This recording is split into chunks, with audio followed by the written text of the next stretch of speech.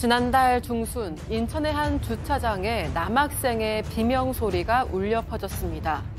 남학생은 상의를 벗은 남성에게 일방적으로 폭행을 당했는데요. 격분한 남성은 시민들을 폭행하고 출동한 경찰의 머리채를 잡는 등 난동을 부렸습니다. 주차장을 순식간에 공포의 현장으로 만든 남성의 행각을 짚어봅니다. 아줌마 아저씨가 싸운다 해서 봤더니 이제 남성이 아주머니를 갑자기 때리는 거예요, 얼굴을. 하지 말라고. 그리고 나서 저를 때리려고 오더니 저는 도망갔어요. 그때 그 학생이 딱 서 있었는데 갑자기 그 학생한테 달려가서 때린 거예요. 눈이 그냥 정상인이 아니었어요. 여자 그 맞는 소리, 그 남자가 고성을 지르면서 아마 때린 것 같아요. 그러니까 이제 얘가 그 소리를 들었겠죠? 저희 애가 쳐다보니까 저희 애한테 와가지고 그렇게 때린 거예요. 머리를 잡고 니킥으로, 무릎으로 얼굴을 완전히 찌는 거예요.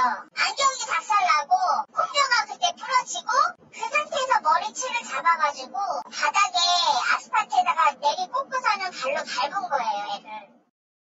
자, 앞서 영상에서 폭행을 당한 남학생의 어머님이 제보를 주셨는데 고3 외아들 학원 수업 마치고 나오던 길에 저렇게 갑자기 봉변을 당했다. 맞습니다. 지난달 16일입니다. 인천의 한 공용 주차장에서 있었던 일인데요.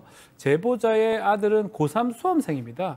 학원 수업을 마치고 오다가 제보자한테 전화를 해서 나 지금 폭행을 당했다. 어떤 웬 남성한테. 그래서 안경도 부러지고 얼굴에 피가 나온다 얘기하니까 이 어머니 입장에서 빨리 학원으로 들어가라라고 얘기를 했고요. 나중에 제보자가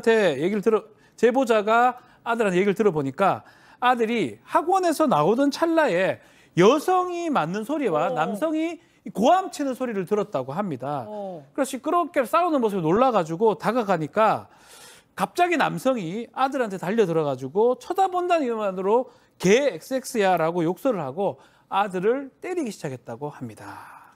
자, 눈이 마주치자 뭘 쳐다봐 하면서 저렇게 고함을 치르고 무자비한 폭행을 시작했습니다.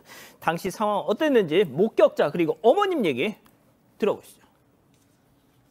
아줌마 아저씨가 싸운다 해서 봤더니 이제 남성이 아주머니를 갑자기 때리는 거예요, 얼굴을. 하지 말라고. 그리고 나서 저를 때리려고 오더니 저는 도망갔어요. 그때 그 학생이 딱 서 있었는데 갑자기 그 학생한테 달려가서 때린 거예요. 눈이 그냥 정상인이 아니었어요. 여자 그 맞는 소리, 그 남자가 고성을 지르면서 아마 때린 것 같아요. 그러니까 이제 얘가 그 소리를 들었겠죠? 저희 애가 쳐다보니까 저희 애한테 와가지고 그렇게 때린 거예요. 머리를 잡고 니킥으로, 무릎으로 얼굴을 완전히 찌는 거예요. 안경이 작살나고 콧뼈가 그때 부러지고 그 상태에서 머리채를 잡아가지고 바닥에 아스팔트에다가 내리 꽂고서는 발로 밟은 거예요, 애를.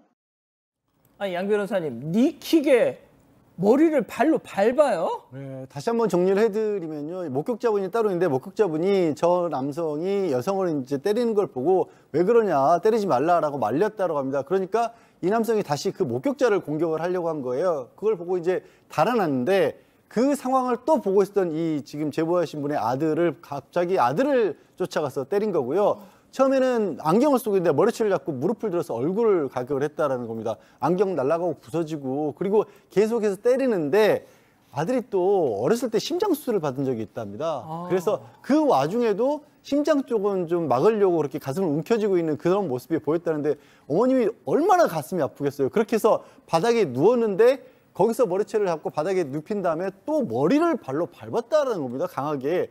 그 와중에도 계속 폭행을 하다가 마지막에는 뭐 아들이 바닥에 떨어뜨린 우산을 가지고 그걸로도 아들에게 집어 던지기까지 했다는 겁니다. 자, 아들은 저 남성이 우산을 집어든 사이 살아야겠다는 생각에 정말 도망을 쳤다고 합니다. 자, 그런데 이 남성에게 폭행을 당한 사람은 여성과 아들뿐이 아니었습니다. 체크포인트 짚어보죠.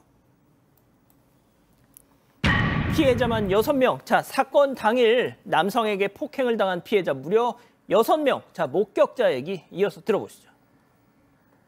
갑자기 모르는 남성분이 뒤로 돌아가고 있었거든요. 근데 그분들을 때린 거예요. 3명인가 4명을. 남자들이 이제 둘러 쌓여있고 경찰이 온 거죠. 여경도 막 머리 끄개기도 잡고 내리고 막 그랬어요. 네, 사람은 무슨 막 약한 것처럼 그렇게 행동했어요. 자, 주차장 지나가던 M1 시민들에게 저렇게 보신 것처럼 주먹을 휘두르고 경찰 머리채까지 잡았다고요? 네, 맞습니다. 한두 명이 아니었는데요. 남성은 주차장 한가운데로 걸어가서 이 차 앞에 고개를 숙이고 있는 여성을 향해 걸어가더니 머리채를 잡고 바닥에 눕히고 옷을 집어 던졌습니다. 네, 이렇게 여성을 폭행을 한 장면이고요. 그러더니 이 허리띠를 풀고 앉아서 본인의 한 손에 허리띠를 계속 감는 모습도 있었는데요. 이후 시민들이 주차장을 지나가는데 이 남성이 갑자기 일어서더니 시민들을 향해서 주먹을 휘두르면서 네, 이렇게 위협하고 시민들이 놀라서 도망가는 모습도 펼쳐졌습니다. 그런데 한 시민을 붙잡고 얼굴을 때리고 바닥에 넘어뜨려 기도 했는데요. 네, 이런 모습도 있었고 남성은 이 폭행을 말리는 시민들에게는 잽을 날리듯이 주먹을 휘두르며 폭행을 했습니다. 또 목격자에 따르면 좀 자세를 보니까 운동을 좀 한 사람 같았다고 하고요. 경찰이 출동하고 경찰이 제압을 하는 과정에서도 남성은 경찰의 머리채까지 잡는 등 계속 난동을 부렸습니다. 네, 지금 제압을 하는 과정인데 보시면 이렇게 계속 경찰과 부딪히는 모습을 보이고 있죠. 경찰의 머리도 지금 잡고 있습니다. 아유, 저거 그냥 테이저건으로 쏴버리면 안 되나요, 저거? 네, 이게 목격자가 여성에게 다가가서 이 몸 상태를 살피면서 괜찮냐, 남편이냐고 물었는데 남편이 맞다고 했습니다. 그러니까 이 남성에게 폭행을 당한 여성이 바로 남성의 아내였던 건데요.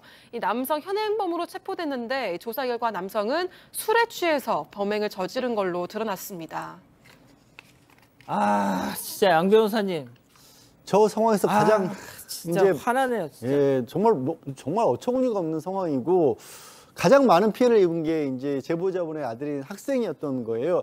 어머니 아버지가 이제 학생 전화 받고 뒤늦게 현장에 간 거 아니겠습니까? 가서 보니까 만시창이가 돼 있죠. 온몸에 피 묻어 있고 팔도 까져 있고 뭐 안경은 부러져 있고 그 상황에서 주변에 계시던 분들이 어머님한테 아들이 많이 맞았다고 빨리 병원 가라. 그래서 바로 응급실로 갔다라고 합니다. 가서 보니까 뭐 코뼈가 골절됐죠. 그렇게 무릎으로 맞았으니까요. 그런데 아까 이제 아들이 심장으로 어렸을 때 수술한 적이 있다고 그랬잖아요. 심장 질환이 있어서 바로 수술도 못 하고 그거를 기다렸다가 사건 발생 일주일 만에 수술을 받았고요. 뇌진탕 진단 당연히 받은 겁니다. 지금은 저자가 이 경찰을 통해서 뭐 합의하겠다, 뭐 반성하겠다 이러고 하는데요. 저거 합의를 하겠습니까? 반성분들이 생각도 하지 말라라고 입장을 밝히고 있습니다. 자, 고3이에요. 1학기 마지막 기말고사 지금 였습니다. 다음 주가 기말고사입니다. 자, 인생에서 가장 중요한 시기에 지금 저러고 있습니다, 교수님. 네, 정말 저도 이제 수험생 아이를 키워봤고 주변에 수험생 엄마 아빠들의 마음을 제가 알다 보니까 진짜 안타깝네요. 지금 본인도 그렇고 부모님도 그렇고 얼마나 속상하시겠어요. 지금 고3 1학기 기말고사 전주 수시 직전. 진짜 너무너무 예민할 때죠. 아무도 말 시키지 않아도 정말 정신이 고무줄처럼 팽팽하고 살얼음판에 걷고 있는데 거기에 저런 식으로 지금 아이를 코뼈가 굴절되고 뭐 수술해야 되는 상황이 되니까 어떻게 공부를 하겠어요. 지금 이 아이 뭐 과외 학원 다 지금 안 가고 있고요. 마음을 잡지 못하고 있고 정말 사람이 싫어진다 막 이런 얘기도 하고 있고요. 지금 난 정시도 안 보겠다라고 얘기를 하는 등 트라우마가 심한데 정말 인생의 가장 중요한 시기에 정말로 안타깝네요. 자, 경찰한테 제압당하는 그 당시 장면 좀 다시 한번 좀 보여주세요. 자, 무려 6명을 폭행한 저 남성 상해 공무집행 방해 혐의로 지금 구속이 됐고 검찰에 송치됐답니다. 박 변호사님. 예. 저는 테이저건이든 뭐든 그냥 손으로 제압할 생각 말고 저 정도 난동을 부리면 바로. 그렇죠. 지금 상황상으로는 뭐 또 정당방위 이런 것들, 정장행위 이런 것들 때문에 그 요건 때문에 지금 저 난동 부리고 발광이라고 표현하겠습니다. 발광이죠. 그렇게 하는데도 불구하고 저 많은 사람들이 통제가 안 되는 거거든요. 실제로 뭐 미국 예를 들기는 뭐하지만 총 맞았어요, 저러면. 가만 놔두지 않지요. 근데 우리나라 같으니까 저렇게 많은 사람, 경찰이 왔는데도 불구하고 저 행동이 계속 반복되면 술 먹었다고 그걸 이해를 줄 수 있는 부분이겠습니까? 또 그 과정에 아이가 크게 다쳤지 않습니까?